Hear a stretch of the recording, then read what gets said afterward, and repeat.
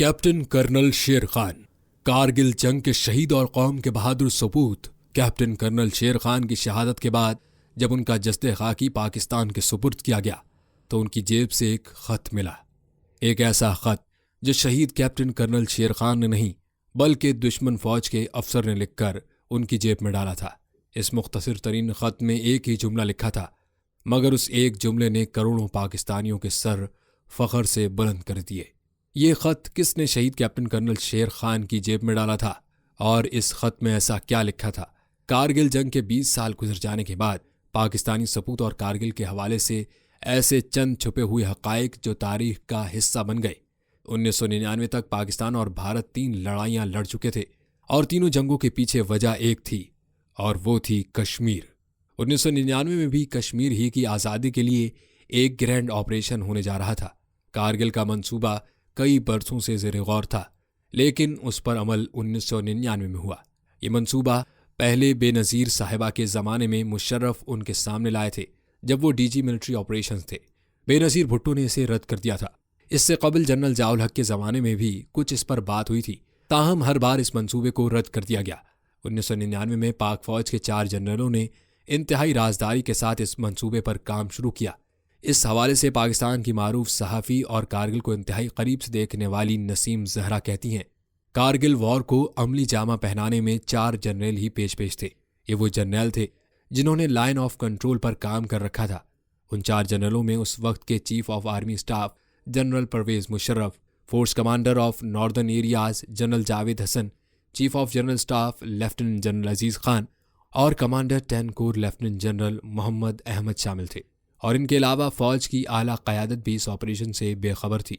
उनका ये दावा एक जानिब, लेकिन ये भी एक तारीखी सच है कि ऑपरेशन कोह पैमा इतना खुफिया ऑपरेशन था कि उस वक्त की फौजी क़यादत के साथ साथ मुल्क के वज़ीर-ए-आज़म को भी इससे लाइल्म रखा गया। ये वही वक्त था जब से महज चंद माह पहले फरवरी में भारत और पाकिस्तान के माबैन दोस्ती बस चली थी और भारतीय वज़ीर-ए-आज़म अटल बिहारी वाजपेयी बहुत से मुशाहिर के साथ 19 फरवरी को इस बस के पहले मुसाफिर बनकर लाहौर आए थे, जहां उस वक्त के पाकिस्तानी वज़ीर-ए-आज़म नवाज शरीफ ने उनको खुशामदीद कहा और 21 फरवरी को पाकिस्तान और भारत में हल तलब मसाइल के लिए लाहौर एलामिया तय पाया। और इस एलामिया के महज 2 माह बाद पाकिस्तानी फ़ौज के 4 जनरलों ने इंतहाई राजदारी से कारगिल की बर्फानी चोटियों पर ऑपरेशन कोह पैमा शुरू कर दिया था। ये मंसूबा चैलेंजेस से भरपूर था, जिसकी कामयाबी मकबूजा कश्मीर की आज़ादी का पैगाम बन सकती थी।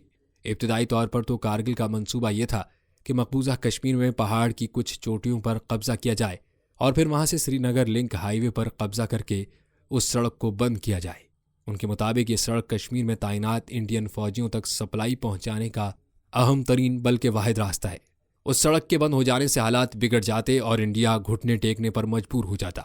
बाद अज़ां ये मुहिम कारगिल जंग की शक्ल इख्तियार कर गई, जिसके नतीजे में भारत और पाकिस्तान को बड़ा फौजी नुकसान उठाना पड़ा। मुहिम के शुरू में ही पाकिस्तानी फौज लाइन ऑफ कंट्रोल पार कर चुकी थी और भारत की बहुत सी चोटियों पर पाकिस्तान का कब्जा हो चुका था। इस बर्फानी महाज पर पाकिस्तान के बहादुर बेटों ने भारत पर ऐसा मोहलिक हमला किया कि भारतीय सूरमाओं को समझ ही नहीं आया कि हुआ क्या है। बुलंदी पर होने की वजह से हालात पाकिस्तानी फौज के हक में जा चुके थे और दुश्मन को भारी नुकसान पहुंचाया जा चुका था। पाक फौज के बकिया जनरलों को भी 16 जुलाई की कोर कमांडर मीटिंग में कारगिल के हवाले से ब्रीफिंग दी गई।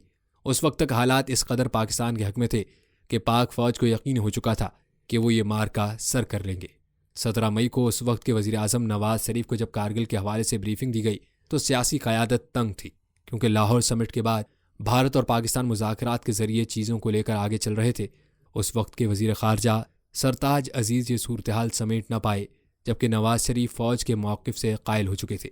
इस मौके पर सरताज अजीज़ ने नवाज शरीफ से कहा कि मियाँ साहब, बैनुल-अक़वामी क़ुव्वतें अमरीका वगैरह तो इस चीज़ को तस्लीम नहीं करेंगी और अमरीका तो हमेशा इंडिया के साथ रहा है। उस पर नवाज शरीफ ने कहा, नहीं सरताज साहब, फाइलों और मीटिंगों से तो कश्मीर कभी नहीं मिलेगा। दूसरी तरफ महाज पर पाकिस्तानी फ़ौज डट कर दुश्मन पर ज़रब लगा रहे थे। जिस वक्त भारत जवाबी कार्रवाई कर रहा था तो उसने बड़ी फ़ौज के साथ साथ फ़ज़ाई फ़ौज का भरपूर इस्तेमाल किया। एक जानिब बड़ी फ़ौज की तोपें गोले दागती तो दूसरी तरफ भारतीय फ़ज़ाइया बर्फानी चोटियों पर आग बरसाती। पाक फौज को एयरफोर्स की सपोर्ट हासिल न थी, इसके बावजूद उन्होंने इंतहाई दिलेरी से दुश्मन का सामना किया। जुलाई 1999 को जब जंग इंतहाई उरूज पर थी भारत और पाकिस्तान में जबरदस्त लड़ाई लड़ी जा रही थी। ऐन ऐसे वक्त में कैप्टन कर्नल शेर खान को टाइगर हिल पहुंचने का हुक्म दिया गया। 1992 में पाकिस्तानी फौजी अकेडमी का हिस्सा बनने वाले कैप्टन कर्नल शेर खान एक बहादुर अफसर थे और कर्नल उनके नाम का हिस्सा था, जो कश्मीर मुहिम में हिस्सा लेने वाले उनके दादा ने उनके नाम के साथ जोड़ा था। 1999 में टाइगर हिल में तैनात होने से पहले वो डोमेल सेक्टर में तैनात थे और सर्दियों में जब भारतीय फौज पीछे चली गई तो उन्होंने एक बड़े इलाके पर कब्जा कर लिया और इस हिंदुस्तानी चौकी पर कब्जा रखने की इजाज़त मांगी, लेकिन उनको इजाज़त नहीं दी गई और कैप्टन शेर से वापस आने के लिए कहा गया। वो वापस आ गए, लेकिन आते आते हिंदुस्तानी फौज की बहुत सी अलामती चीज़ें, मसलन इंडियन फौजियों की वर्दियाँ, दस्ती बम, वाइगर गन के मैगजीन, गोलियां और लेविंग बैग उठा लाए। ताहम अब उनको टाइगर हिल बुला लिया गया, जहां भारत और पाकिस्तान में गजब की लड़ाई लड़ी जा रही थी। पाकिस्तान ने टाइगर हिल पर 5 मकामात पर अपनी चौकियां कायम कर रखी थी। पहले 8 सिख रेजिमेंट को उन पर कब्जा करने का हुक्म दिया गया, लेकिन वो ये नहीं कर पाए। बाद में जब 18 ग्रेनेड्स को भी उनके साथ लगाया गया तो वो किसी तरह उस पोजीशन पर कब्जा करने में कामयाब हो गए, लेकिन कैप्टन शेर खान ने एक जवाबी हमला किया। पहली बार नाकाम होने के बाद उन्होंने अपने फौजियों को दोबारा तैयार करके हमला करने का फैसला किया। उन्होंने रात भर सिपाहियों को जमा किया और शहादत पर ऐसी तकरीर की कि पाकिस्तानी फौजियों में एक नई रूह दाखिल हो गई। नमाज फजर के बाद कैप्टन शेर खान ने मेजर हाशिम के साथ मिलकर भरपूर हमला किया और भारतीय फौज के परखचे उड़ा दिए।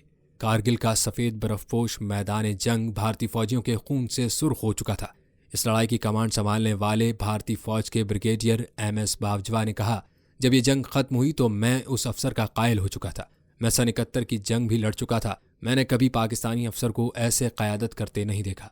ऐन उस वक्त जब भारतीय फौजियों की लाशें बिखरी हुई थीं, तब कैप्टन कर्नल शेर खान पर उनमें मौजूद एक जख्मी भारतीय फौजी करपाल सिंह ने महज 10 गज के फासले से पूरा बस्ट खोल दिया और पाक फौज का ये जरी सिपाही जख्मी होकर गिर गया और जाम शहादत नोश किया।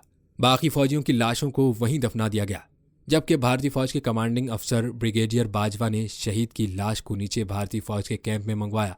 वहां से उनको श्रीनगर और फिर दिल्ली ले जाया गया।